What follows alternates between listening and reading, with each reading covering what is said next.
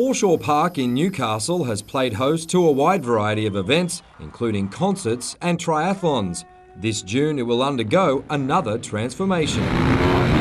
Organisers are planning to turn Wharf Road and the park into a world-class track for the Australian Supermoto Championships. Supermoto is basically tar, dirt and motocross all in the one lap, so yeah, really spectacular.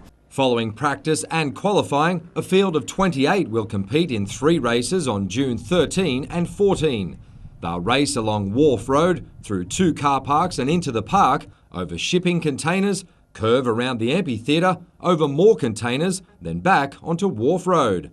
Graham Boyd says the event will have a minimal impact on the area. We're going to bring in special Supercross dirt, and at the end of the day we'll top dress the park and it'll look like it started beforehand. It's hoped more big names will be confirmed soon, but for now Troy Bayliss is the headline act. There'll be some top motocross guys, some top road racing guys. Glenn Allerton from the Yamaha team is a former Supermoto champion. Troy Herfoss, international competitor and Australian champion. Entry will be free for the general public.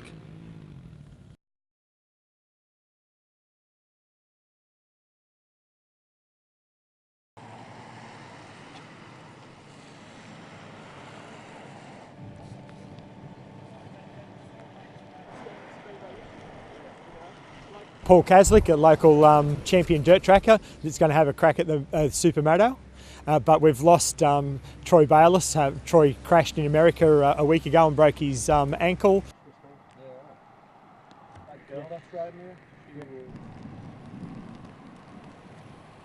Back in the UK, you know, we haven't got half as much off-road, it's a bit more tame, but we have to cater for cars and other things like that at the same event, but I'm really looking forward to this.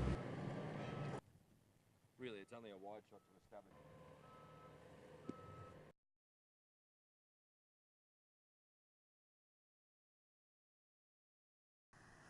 Final track preparations today for a new event in the city. The Supermoto Cross Championships have been held in Queensland for the past 2 years. Now it's moved to Newcastle. Today's showers have had local organisers worried. Thankfully, there's no more rain in the weekend forecast. It was going to be a really, really good spectacle, but you know, and hopefully it still will be. Get some sunshine and make it happen. You know, the track's the easy part. It's just the weather that's hurting us at the moment. For this 16-year-old from Cessnock, the championships will be a new test. It'll be interesting. I mean, I've never done Supermoto before, coming from a dirt track and road racing background, but hopefully with the practice I can kind of pick up the style of riding I need to get the best results for this weekend. 2013 Australian Supermoto Cross winner and last year's runner-up Andrew McLeish has travelled down from the Whitsundays and is determined to win back the title. It's a long way away from home. It's about a 22 hour drive. Everyone's here to win it, but I'm more determined and I'm here to do it. What are you doing with your tyres there? Just doing some grooves in them, just to throwing the options out there for practice in the morning. So groove slick tyre, so hopefully if the weather stays out it might work. Michael Kane, NBN News.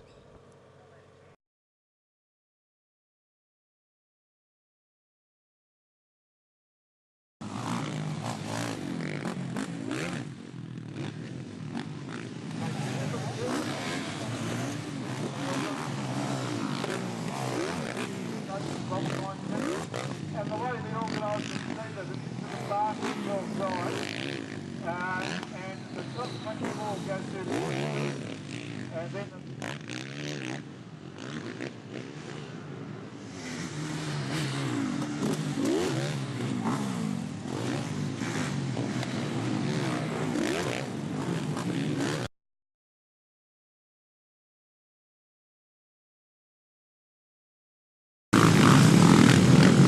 Another great crowd turned out for the final day of the Australian Supermoto Championship, with fans grabbing any vantage point they could near Foreshore Park. In the Premier Class, Queensland rider Andrew McLeish was the first man into Turn 1. By the time the field moved from the road to the dirt, UK riders Chris Hodgson and Lewis Cornish were in hot pursuit. Midway through the race, McLeish was looking confident, but then a simple mistake ruined his run. Hodgson pounced to claim the lead for himself. British riders would eventually relegate McLeish to third, as Hodgson and Cornish grabbed the top 2 spots on the podium. That trend would continue in the afternoon as Hodgson won the overall title.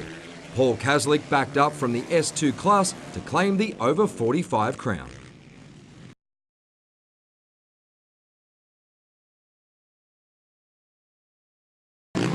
It was an event many said couldn't be held on Newcastle foreshore. And those behind the Supermoto Championship say they chose to play it safe by not over-promoting it.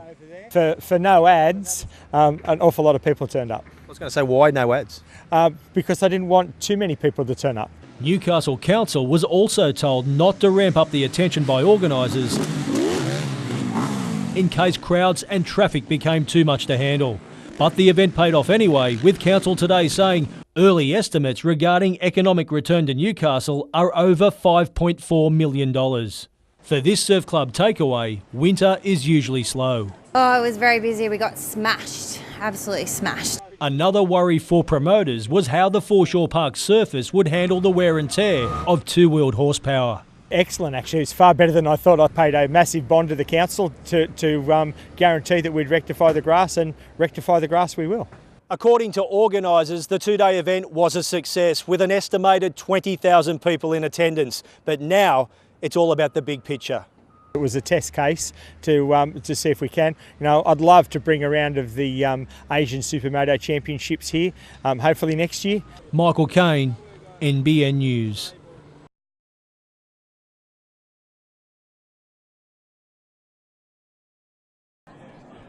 It's a priceless view that will soon be beamed into households across Asia, courtesy of a motorsport event tailor-made for TV. After the success of a trial last June, FIM Asia will bring a round of its Supermoto Championship to our shores. We will have a lot of fans and the riders with their teams, with the members of their families and friends who are coming in from all around the world. 20 riders will compete in and around Foreshore Park over the Father's Day weekend. So there's sections on tar and sections on dirt, jumps. It's an event that's perfect for all motorcyclists, not just one brand. And it will showcase Newcastle's harbour. I think it's a hidden jewel, so you need to expose that. Tourism operators hope to capitalise on the exposure. This year we welcomed 880,000 Chinese visitors to our shores. Within 2 years it'll surpass 1 million. The rest of Asia is following on that remarkable climb. We need to be ready. We need to lift our perception ratings, our ability to come here, as faster than ever before. Organisers have assured Newcastle Council they will leave Foreshore Park in better condition than they found it, vowing to replace any damaged grass. Kate Haberfield, NBN News.